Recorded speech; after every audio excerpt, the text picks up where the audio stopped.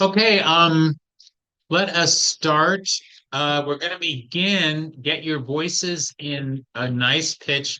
We sang happy birthday to all the November people last week, but today is actually Ruth's 92nd birthday, and so it seems like she deserves like her own happy birthday. Yeah. Hmm. So, what's a good pitch? I always pitch it too low for women. Well, for me. Yeah, sure. Who's Emily, do you want Oh to? boy. Happy birthday to you. Happy birthday to you. Happy birthday. Dear.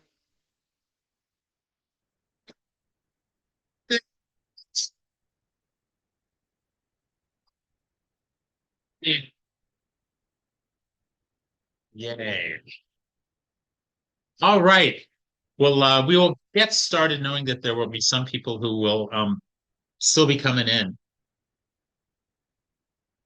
I was shocked to discover during last summer, or the summer of 2024, Kelly could have came up to me right before church and said, Dave, you are signed up for that spiritual direction training program at Wellstreams. And I said, yeah. And she said, I am too. So there are 13 of us in this program and two of us from the same congregation, which is just hysterical. So as we are now 1 year and some change into this program that runs for about 28 months, and at the end of which you get certified in spiritual direction, in becoming a spiritual director. And we'll talk more about kind of what that actually looks like. But we just thought, since we're both taking this class, that it would be fun to team up and share with you um, a conversation around exploring your spirituality, not our spirituality, because our assumes that it might all be somewhat the same, and it isn't. One thing we really want to be clear about is that this is a very individual thing. And so, one of the invitations in this training program that we are both part of is to explore each of our spiritualities, each of our spiritual expressions, and what is meaningful. So, our first dive into this 4 week class today is simply to look at that question of what is spirituality. And then just to piggyback on what Dave said too, not only is it individual, and sometimes there's overlap. So some practices that work for some people also work for other people. So then there's some overlap too. So it's sort of both Yeah. and as well. So we want to start in that question of what is spirituality with just some initial thoughts. And you'll hear that, again, there might be some overlap, but there's some distinctions maybe in how we look at things.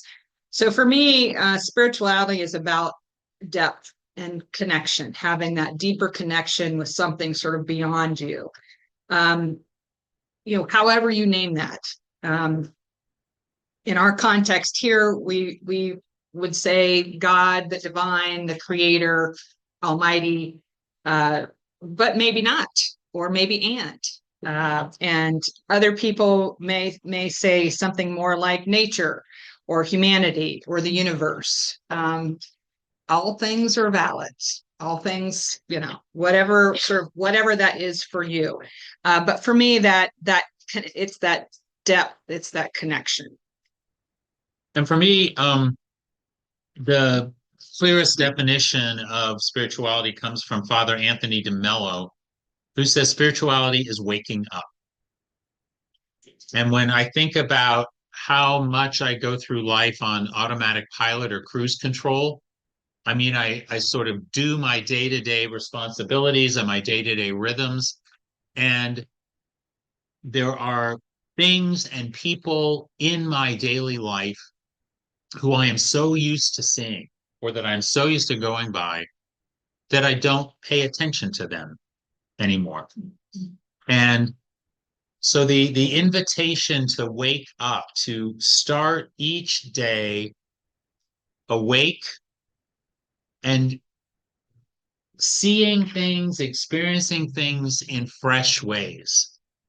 I mean, it's impossible to imagine every day that you're seeing it for the first time, but it's that idea that says that what spirituality for me is, what the practices of of spirituality invite me to, is simply to look around and to see what is right there, even if I've seen this person or this thing thousands of times.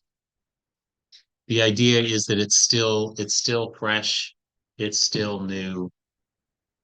And unless I sort of fall into a stupor or just am bored, I think the opposite of spirituality is boredom, is lifelessness, is not allowing yourself to be surprised and brought alive. Maybe numbness. Numbness too, is a might be great idea. Yeah, Another numbness. opposite, maybe. Because you think of the word spirit, Greek, Hebrew, that word also means wind and breath. So our breath, spirit, is the absolute core reality that gives us life. So to me, any spirituality has to be something that brings us alive, gives us life. Yeah, Bill. Do you find that the people who are interested in spirituality tend to be from later in life than, say, childhood or teen years and so on, simply because they have not woken up yet? Interesting question. Yeah, that is an interesting question. I will just say from our experience in this program that we are in, probably most of the folks are later in life, whether that's pre-retirement, post-retirement, age-wise. But we have a couple of younger folks, probably in their 30s as well. And, I say more power to them, because way to go for recognizing something that they wanted to explore. If I was attuned to myself like that at that time, I didn't act on it, so and in trying to explore that more. So, and it's interesting because we learn, we're learning from each other, so as we always do. And so I think, though that might be the case more than not, I do think it's, and we'll talk a little bit about this, everyone is spiritual. So whether you're older, younger, whatever. So that was just what we have found in this program that we're in. But yeah, I don't think I think it's open. Maybe folks who are older because they've experienced life more, and maybe they feel more of a nudge, invitation, openness. Maybe there aren't as many distractions. I don't know, possibly, but yeah. But excellent question, though. Yeah. I wonder too, Bill, if perhaps as we get older, especially if there are young people in our lives, I mean, like kids in our lives, we realize what we've lost, because kids enter the world like that. Why does Jesus say you have to receive the kingdom of God as a child? Is because kids aren't jaded yet. Kids don't take everything for granted yet. There was a 2-year-old at the gym this week. This man at the gym, his granddaughter was there. And she was just looking at all this equipment and stuff. And he said it was the first time there. And he said, I wish I could see the world like she does, where everything is new and everything is interesting. And I wonder to some extent if some of us, as we get older, we realize I've lost touch with that. And I think Jesus' line about needing to receive the kingdom of God as a child, I think that's what he's talking about. You don't have all the intellectual obstacles, so you're not numb.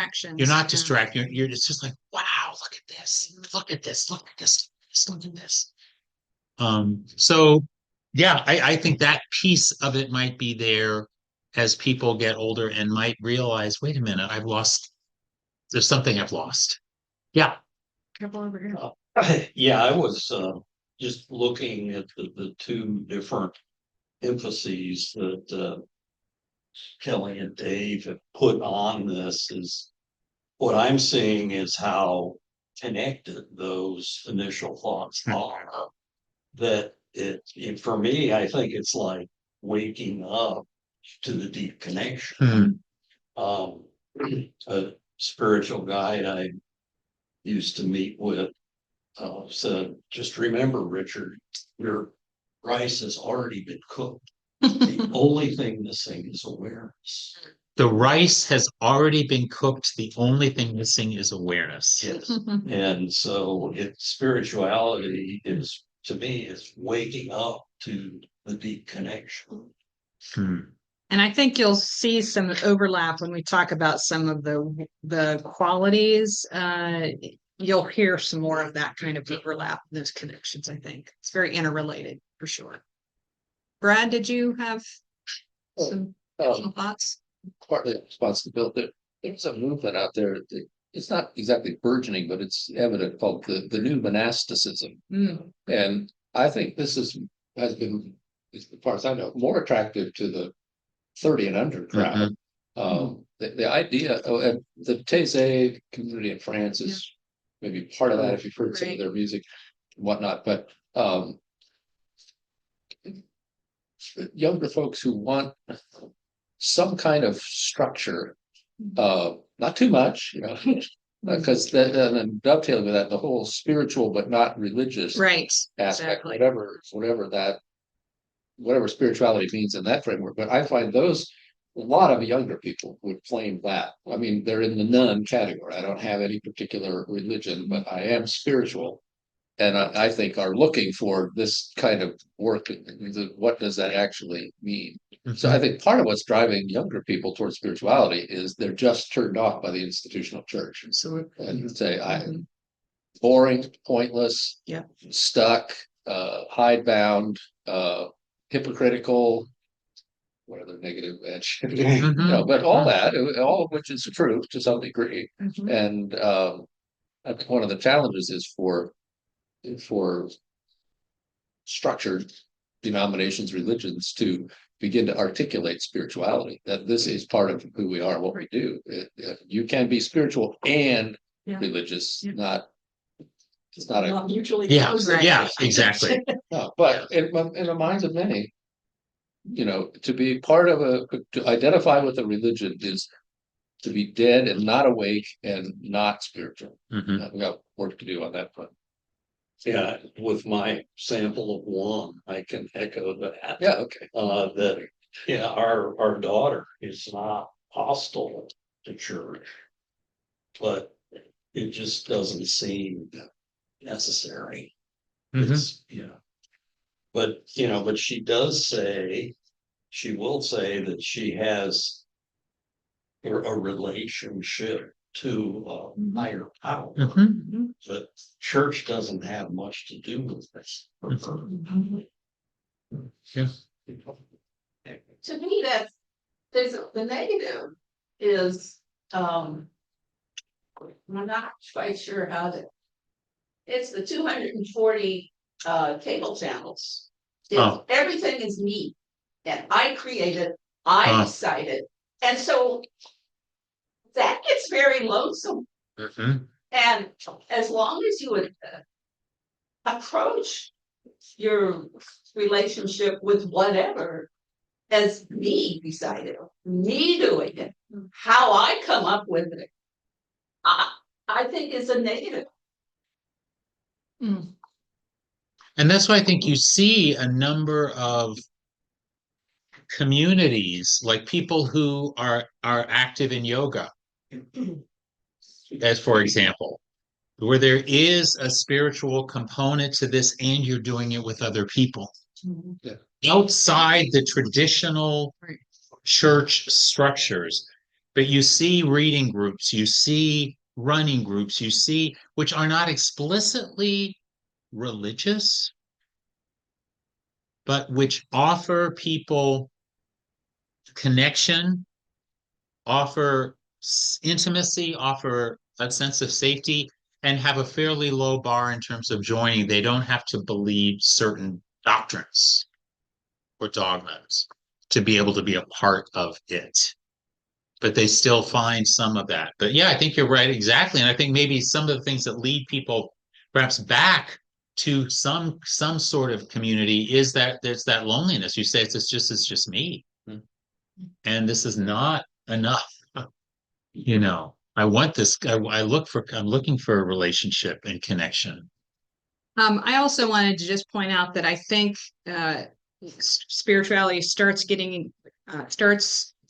removing borders or edges around other traditions too. So, people are more open to, what does this tradition say? What can I learn from this tradition, whether that's Buddhism or Taoism or indigenous people, beliefs around indigenous peoples, traditions. So I do think it starts to be more fluid, maybe is a word. So that you're sort of you can take pieces and parts. I know it's really a health related thing. I get an email every day or most days from sort of this sacred healing, sacred kitchen kind of place. And a lot of it is about food. But, in my inbox comes a Lakota prayer from the person who's the founder of this. Or something like that. So, it's fluid. It's blending into and spilling over maybe into other areas. And I think that's why it's attractive. Is again, it's not as structured. There's a little bit more fluidity to it. Just to throw that out as well. Other Brad or Yeah. Bill. To pick up on what Brad said, does the origin of things like spiritual directors or spirituality movements have a poignant history somewhere that it began? I would say, all along the timeline. I mean, there are desert mothers and fathers, people who were considered Christian and other types of mystics, and we'll get into that in one of the sessions a little bit more. But there are historical folks in that category. There are also more contemporary folks in that category, and people who aren't maybe even labeled as such, but certainly were as well. So yeah, it's very much a part of, again, other traditions. So some of the folks that we will touch on a little bit, or at least show as examples of people who are mystics, at least, or sort of in this realm, you'll see come from every time and age and place and tradition, which is pretty cool, actually. More recently, it was more popular in Catholicism. Right. I don't know. I mean, how many of you had heard the term spiritual director? What? And that's because you've had one, right? How many of you actually have heard if the term spiritual director or spiritual direction, whether that was something that you were very aware of? I think for most people I know who I say I'm going to do that, people will say, "What's that?" And these are people who've been in the church, but I think it moved from a primarily, at least in the Christian context, primarily Roman Catholic, into sort of a broader, more mainstream practice. I think that goes back, to the Reformation when Protestant traditions started to move away from the idea of personal confession to do corporate confession, great, so forth. But in Catholicism, confession was very important. Confession was a sacrament. You had that connection with a person who was going to give you guidance, however good or bad that guidance might be. I don't know. 7 Hail Marys, is what you need, but whatever. You got guidance from a person, and we've kind of forsaken that aspect of the larger Christian tradition in Protestantism. So spiritual directors, I think, have come along to kind of fill that gap. When I was teaching at the seminary, I was actually on the board of the Spirituality Network for a brief time in there, but we hosted a brief non-retreat retreat, usually during Lent, for students when they could meet with a director 3 or 4 times, just so they knew something about what spiritual director, be on the receiving end of that, and then maybe get interested. And we tried to introduce students to the idea that there's a network of people here in Columbus, and you're going to find people, and not everybody who has a need, you need to find a psychologist or a therapist for. Some people need spiritual partnering and guidance. And I, tried to push that forward in that way. I think it was helpful. So what do you do with this certificate? Let's hold that. We'll talk about that later. Let's talk about that later on. Depends on how you're called, I Yeah, suppose. yeah. I just, to piggyback, I guess, on what Judy said before about the me kind of, forgive me, I don't exactly remember what you said, but I don't either. but I know I disagreed with it because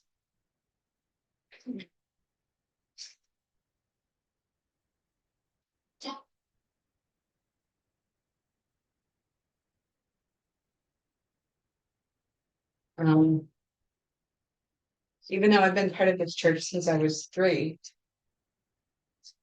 I've had to do a lot of searching on my own to find more stuff that fit me, Mhm. because we didn't have stuff, we didn't have this conversation. Mhm. So I think there is a big individuality component to it. So thank you, first of all, for starting this conversation. Because it's a very important one. So yeah, I think sometimes I think by its very nature, it has to be individualized because we are all so very different. So while I think it's a very good idea to go into the forest and hug trees and talk to them and connect with the ground and do all the things, which yes, I do. I mean, not all the time, but sometimes. Mhm. Some other people may like, are you serious? You talk to trees and you connect with the ground, and yeah, you do. And they talk back sometimes. If you're paying attention, yes, absolutely. Absolutely. But that's not everybody, that's not other people's jam, and that's cool. And other people may be like, well, I do this and this and this, and I would be like, well, I'm not gonna yuck your yum, but that's not for me. But that's all well and good because it's all part of the whole. Yeah. And it all speaks to what our own particular gifts are. Yeah. So, Yeah. Yeah, both and individual and community, both things. Thank you for saying that, Emily. I was running through my mind how I was gonna say kind of what you said, and I wasn't able to figure it out, so I remained silent. And too rich. then you spoke up. So yes, I hear what you're saying, and that resonates for me. Okay, we'll go on a bit, but This is the kind of conversation we Yes. were hoping to have. Yes. and we will have these 4 weeks to keep doing this, but just so we can go a little bit further. So to unpack this a bit, as Kelly and I thought about words that express what it means to each of us to be spiritually alive, to be connected, to be awake. Some of the words I came up with were freedom, honesty, awareness, wholeness, curiosity, wonder, authenticity, openness, uncertainty, and then not judging self or others can be one word, right? In German, I kind of cheated. I cheated on that last one. But the part of that openness is not being non-judgmental toward oneself or towards another. One of the themes that has been very present in our program from day one. And our program is run by the Spirituality Network, which Brad mentioned, having been on the board of briefly, is the idea of getting in touch with your authentic self. And one of the issues, Judy, to answer, just give one tiny answer to your question about, so what do you do when you get certified? I think one of the things that a spiritual director does is walk alongside somebody and help them see all of the ways that they have masked and covered up their authenticity. That our culture loves to try to shape people into its own image, whatever the most popular image is in any given time or place. And what a spiritual director, I think, really often does, my spiritual director, who I've worked with once a month for 27 years, is she helps me discover where I am hiding myself, where I'm not even aware of who I really am or how I really feel. And it's an incredibly risky thing to be that vulnerable because we put on layers of protection. And if I'm really me and that gets rejected, then what do I do? So these are some of the words that if I can live into these ways of being, I have a much greater chance of waking up and of being present to the world around me. So you'll notice some of mine overlap, Dave's, and some are a little bit different.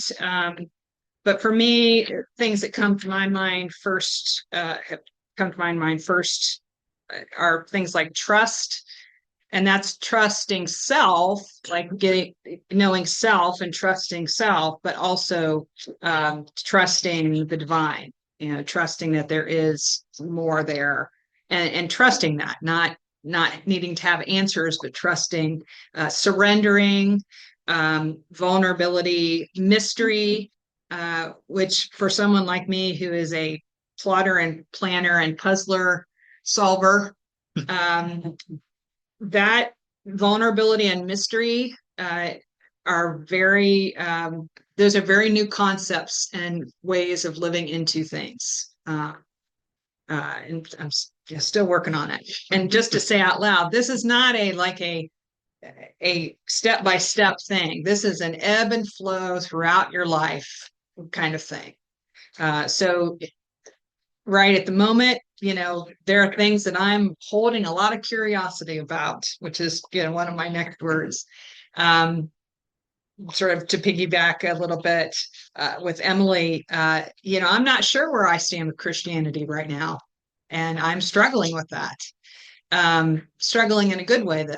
Asking questions, trying to figure some things out, trusting that things will unfold, and but not sure where the things are going to go. So, and that's, as a lifelong Lutheran from the crib, that is an interesting place to be, and probably something that I've been where I've been for a long time, but now I'm naming it and I'm living into that, and I'm okay saying that out loud to people. Anyway, so then going on, curiosity, wonder, awe. That for me has a lot to do with nature, because I feel very connected to the divine when I'm in nature. Very similar. I'd be right out there with Emily on the tree hugging, and just all of that. It for me is very that connection is for me is very much there. Openness. These are similar. Openness, attentiveness, presence, awakening. Paying attention, just really noticing, what are the little nudges and things that happen in your life that you can't explain, but they're, that something's going on, or in the middle of walking, you see a dragonfly that's just sitting there, and it shouldn't be just sitting there, but it is. And if you notice, what does that mean? So being willing to ask those kind of questions, and sort of trusting that there will be some insight or unfolding of an answer, or not. Maybe it contributes to something else, and being okay with that, but being, paying attention. And again, our world does not help that. too much busyness, too much distraction. Some of that we choose, of course. So there is choice in all this. You know, you can choose to do some of this and not, and that's okay too. But if you're paying attention, if you're slowing down, being still, more still, and just paying attention, that's helpful. Other words for me, energy, there's just a energy, feeling of wholeness, inner peace, a grounding, when I am more connected, and the opposite of those things when I am not. And again, I'm recognizing that more in my life than I ever have before. Or maybe I did before, but ignored it, or thought, that was something's going on with me or something. So those are some of the things for me that sort of connect to that deeper connection, that awakening. Do you want me to go on into the? Yeah, any responses to any of this stuff? This next section is pretty connected, because there might be larger images as opposed to just some of these words. So why don't we go into that, and then we can kind of see what questions what that stirs. Yeah, and the other thing too is what words sort of connect for you. I saw some heads nodding when both of us were sharing our words, and so you know, or maybe there are other words that you'd want to lift up. So you might think about that a little bit more for either today or another time. So we want to talk a little bit about some images, and this is sort of it's not maybe distinct images, but again, expressions of spirituality that have spoken to us throughout this process, and just in general as we've continued on our journey. For me, you know, we've read lots of great authors and people who have been also in this journey in their lives, which is really cool. So they're sharing their story. So for me, one of those is Richard Rohr. And he talks about answering the invitation to a further journey. And I like that idea. I'm sort of hip on heroes' journeys and that sort of thing. And so that's part of a faith development model. And so that journey for me, that deeper, you know, continuing journey, lifelong journey, is something that's really important to me. This next one is very much something that I am trying to embrace more and more. And it's hard sometimes because, again, very countercultural. All of who we are belongs. All. That includes what people would consider the positive, good stuff, and what I like to call this welcoming our dark guests.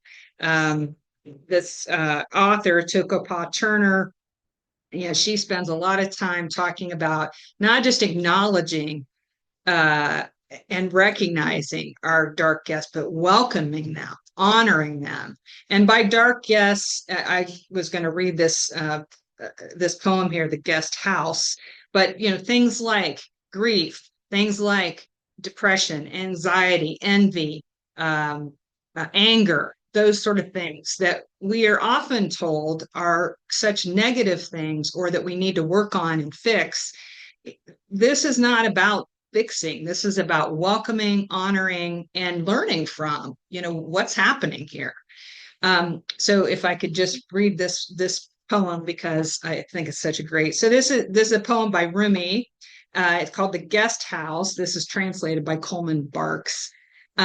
This being human is a guest house. Every morning, a new arrival, a joy, a depression, a meanness, some momentary awareness comes as an unexpected visitor. Welcome and entertain them all. Even if they're a crowd of sorrows who violently sweep your house empty of its furniture, still treat each guest honorably. He may be clearing you out for some new delight. The dark thought, the shame, the malice, meet them at the door laughing and invite them in. Be grateful for whoever comes, because each has been sent as a guide from beyond. that just really speaks to me. Maybe it will speak to you as well. Just Uh, what difference does it yeah. make when you do that, Kelly? I think the difference is you don't go around again feeling like half of you needs to be fixed all the time. That you can and you can learn from. It's about welcoming and learning from. So being curious. So, okay, I'm aware that I'm angry. All of a sudden, I've gone down this spiral, this dark spiral. Where's that coming from? How am I feeling? What might that mean? And just sort of holding curiosity around that. I like to think that I feel very deeply, but I feel lots of things very deeply. And so it's sort of welcoming all of that and learning from it and holding curiosity around that. And I'm not sure until more recently I've given myself permission to do that. So it's a pretty freeing kind of thing, I think. This next one, I really love this quote: "To everyone is spiritual." Because sometimes I think we get caught up in, okay, well, only learned persons who have been trained, persons who have credentials, people who are considered saints, all of those folks they're the only ones that are spiritual. That is not the case. Everyone is spiritual. And so I love this quote by Pierre Teilhard de Chardin. "We are spiritual beings having a human experience, not human beings having a spiritual experience." So that just speaks to me a lot. Everything is sacred, wherever or however spirit finds you. And that can be extraordinary, in extraordinary ways but probably more often than not, it is actually ordinary ways. And maybe that's nature, but maybe it's as you're doing dishes or as you are doing laundry and you have that quiet, slow down moment, those moments where you are paying more attention than maybe you normally do. So everything is sacred. Spirit can find you anywhere, which is pretty cool. Saint Teresa of Avila she is considered also a mystic because I like to garden and I like plants. She has this idea of tending the garden within, where the divine is sort of the center of the garden. And so I like that image of the garden. And it's really, for her, it's really not anything we're doing. We aren't scattering the seed. The divine is doing the seeds in the soil, and some of that, what sort of our responsibility is with that is how are we watering the garden. So again, just like that. Some other images for me, because images are sort of cool, I think. And because I'm a musician, the space between the music notes. So if you think about, notes on a page or someone singing, it's that space between the notes as sort of a spirituality place. The nautilus shell, if you think about how it has chambers, I think we learned in our program that the nautilus starts in the smallest chamber, and then as it grows, it moves into the next chamber. So if you sort of think about that from a growth perspective in spirituality, sort of as you continue your journey, your life, or throughout your life, those chambers, sort of getting more deeper. So staircase spirals to the interior, to me, that's a nice image of sort of getting centering, deepening. For me, doorways are that invitation to a journey. So I love doorways. And I one of our cohort members told me that she also loves doorways, and so when she goes traveling, she takes pictures of doorways. And so now I have adopted that activity. And so as we travel, there are certain doorways that catch my attention. And so now I have a collection of these wonderful doorways. And again, the invitation. And then trees for me, again, the thought that you've got a tree that has strength, and resilience and is deeply rooted and has all these branches. And so different ways, different practices, different expressions of spirit within you is also important to me. Can I make a quick Sure. comment on your second point, all of who we are belongs. That's where I live. To accept that. Mhm.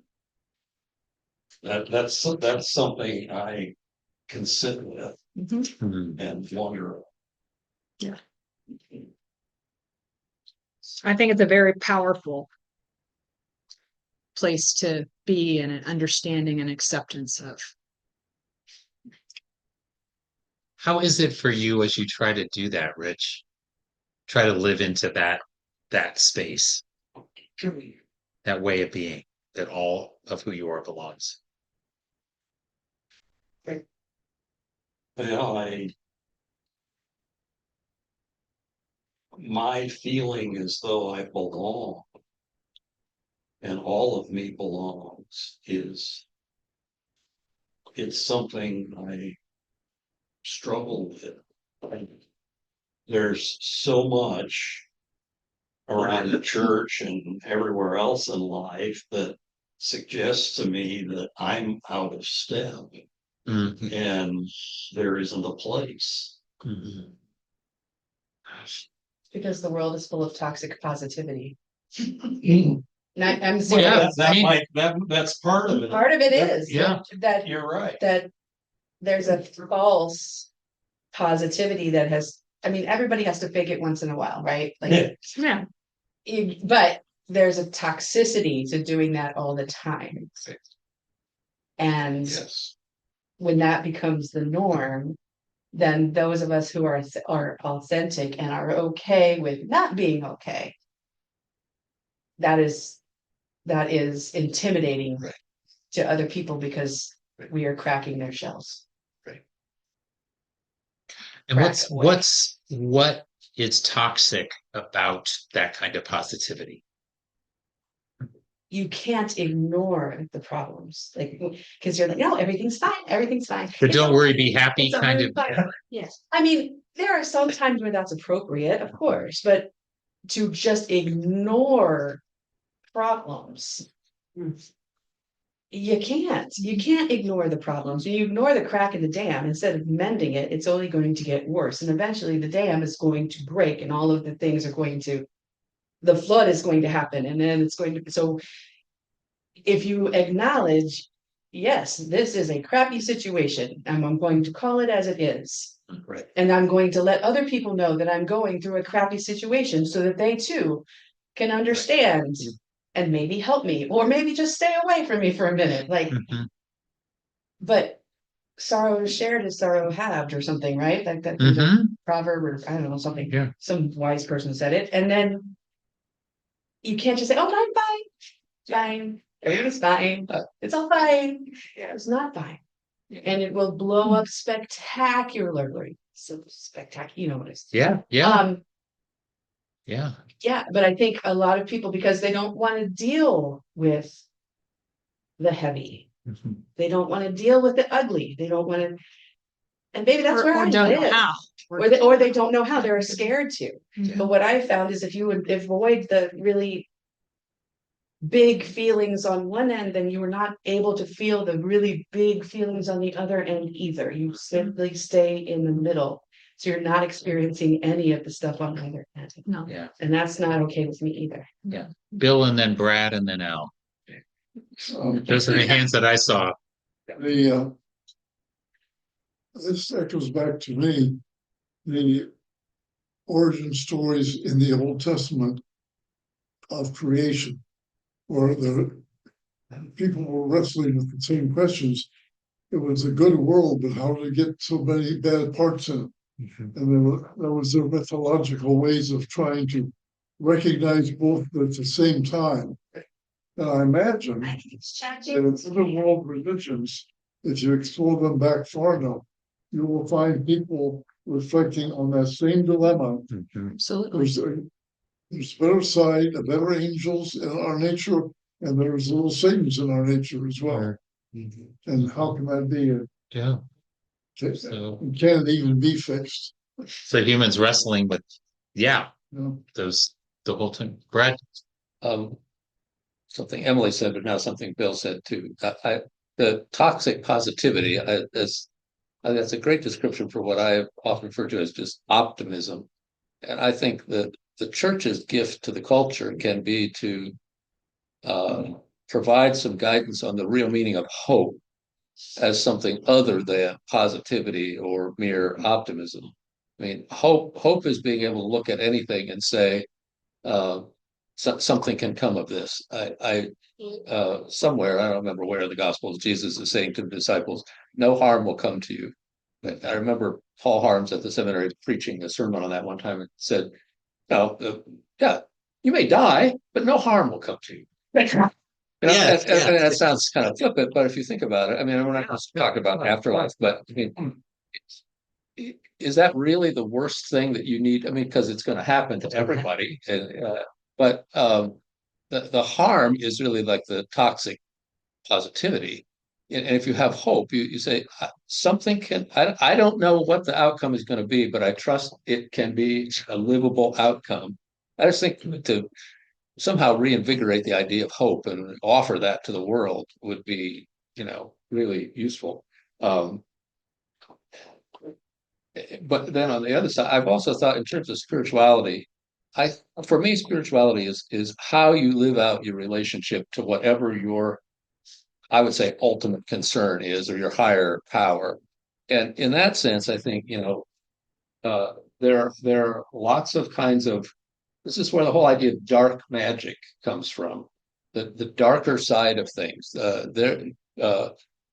For those whose ultimate concern is power or domination or oppression, they have their own spirituality to relate to that ultimate concern, and it's dark and it's awful. And so I think Christian spirituality is about asking people, is your ultimate concern life-giving? Is this really working for you, for anybody else? Mhm. And I think if the thing that you're trying to build a spiritual relationship doesn't, to some extent, hold you accountable to something, it's not a very worthy object of your devotion, And I think there's a bit of that in the spiritual, but not religious. That I want to be able to do it my way or whatever. I don't know. That's a number of ideas are on the table here.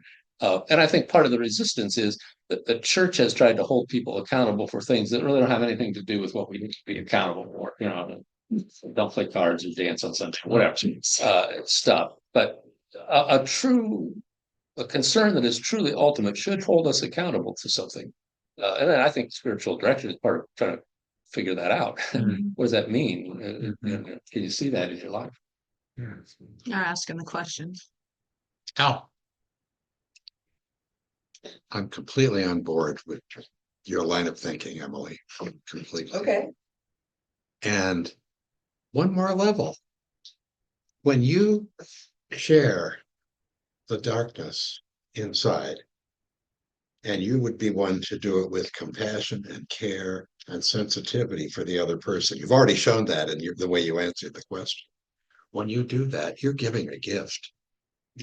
You're giving the gift to the person and telling that person that Emily, I know the dark side and I'm okay with it. And you can share yours with me. You can be real with me. Yes. It breaks through that cultural wall that we create. It creates a crack in the wall, crack in the dam, crack in the wall. No, they're completely different. And in fact, it's the opposite. It cracks the wall that keeps us apart. It's a gift. yeah, Nancy. I was surprised and shouldn't have been by what Emily said, because I had not learned that until I was 75. So I was like, how old is she? 27. I thought you had to be old, to learn that, because it took me, when you and I talked about forgiveness, I think it took me that long to realize I had to feel the anger and the hurt and really feel it before I could forget. Really feel it. Yeah. And women, particularly in my generation, have been hammered repeatedly with you have to be nice. You have to be nice. Yeah. And that varies so much. Paul says, love, peace, patience, kindness, generosity, self-control. Nice is not a Christian virtue in that sense. And I'll just reiterate again, life journey. There are some times in your lives when maybe you've gotten it and you're, and then you're swimming along and then something else happens and then it's sort of, it ebbs and flows. And I think keeping that in mind is really important because it's not a destination kind of thing, really. I had no idea that unless you feel anger, fear, and hurt, they won't leave you. Yeah, right. They won't go. Then they can be Go to a rage trans. room later. What'd you say? So you want to go to a rage room later?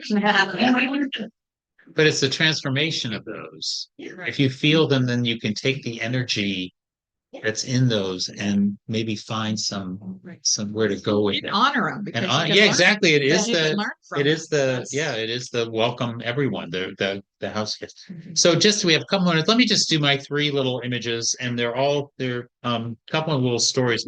Pema Chodron is an American Buddhist nun, and one of her earliest memories was walking down the street. She was maybe in first grade and she'd had a really bad day at school. People had been mean to her. And she was walking home and she was kicking this rock down the road and just kicking it and kicking it. And this woman on a porch looked out at her and said, "Little girl, don't you go letting life harden your heart." Ooh, ooh, ooh, ooh. And there's so much difference between expressing anger.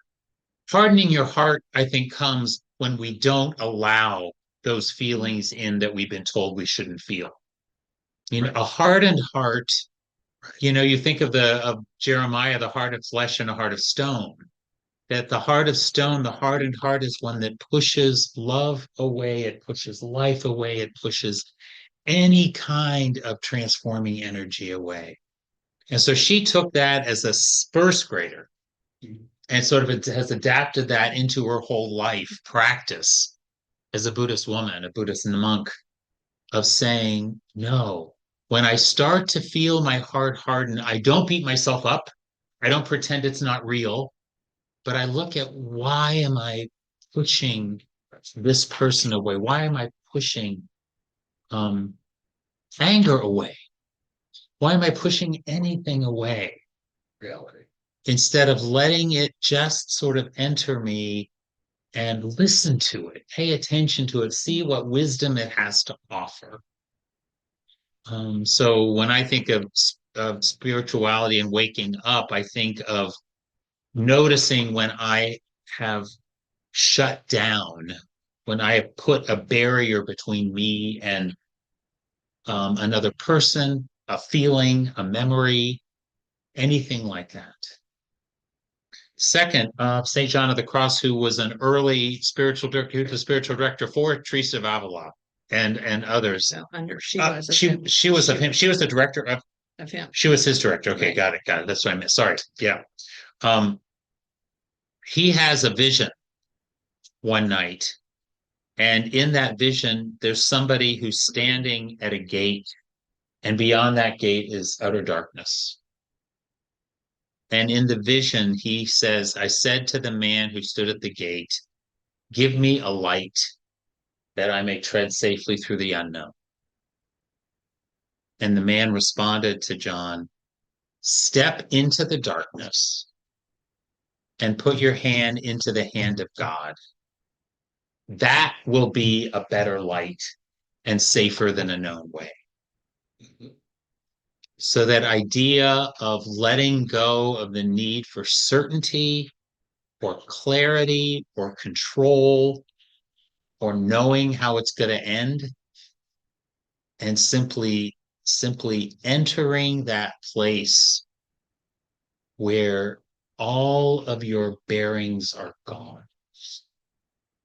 where you have no clue what is going to happen. Which is scary and risky. Slightly, yeah. Just throwing that out there. Just throwing Not that out easy there. Necessarily.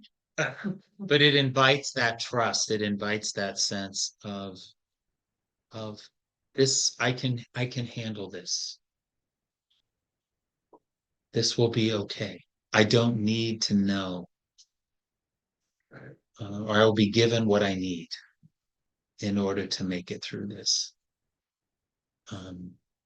And so that invitation in, again, waking up is, sometimes it's lovely to be asleep because then I don't have to deal with what I can't control or what's uncertain, what I can't see.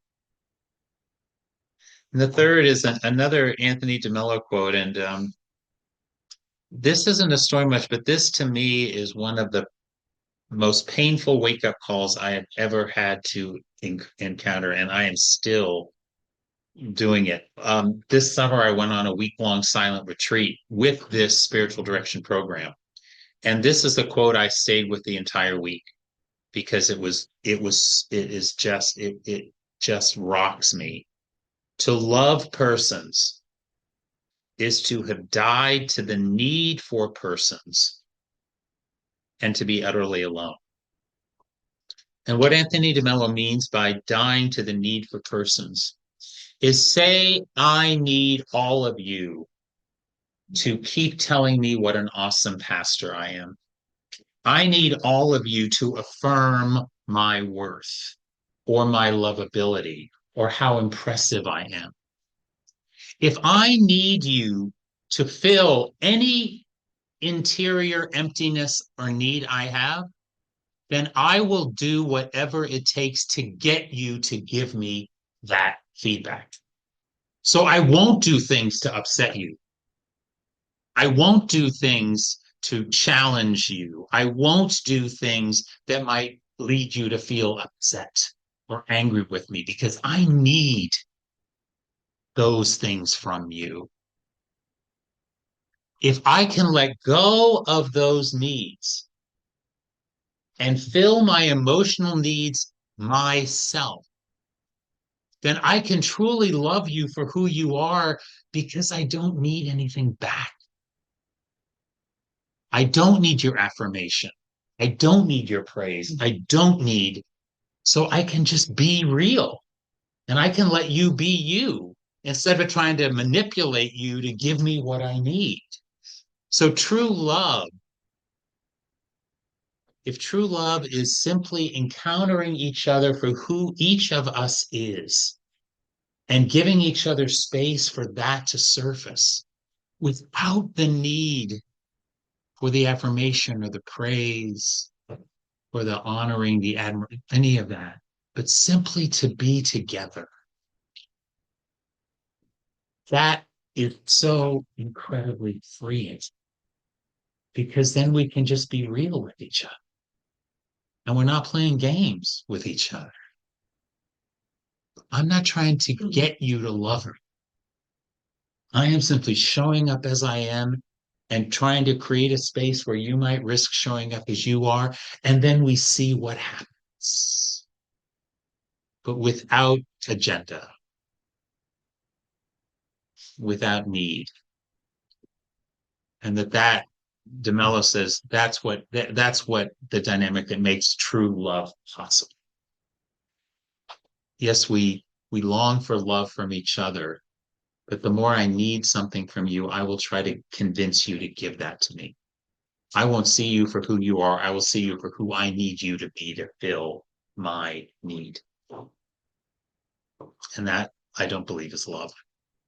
That's something else. Do you want to do the last word there, Bill? Before we finish up. Okay, next time, maybe we can have a discussion of who's doing the spiritual direction work for the MAGA movement. Oh, Oh, wow. The answer to that, well, it's a woman named Paula White. yeah. I don't know who that is, but they're up. Yeah, Paula White is, yeah. I mean, there is somebody. Okay, next week we look at creating fertile soil for cultivating a living spirituality. What are ways that we can sort of, you're going back to your garden image, Mm. you know, of nurturing that soil in us to have a living spirituality. Okay. And the other couple two times were explained there too. So, you know, just food for thought as we continue down this path. Thank you. Thank you all. everybody. Thank you all. Conversation. Contribution.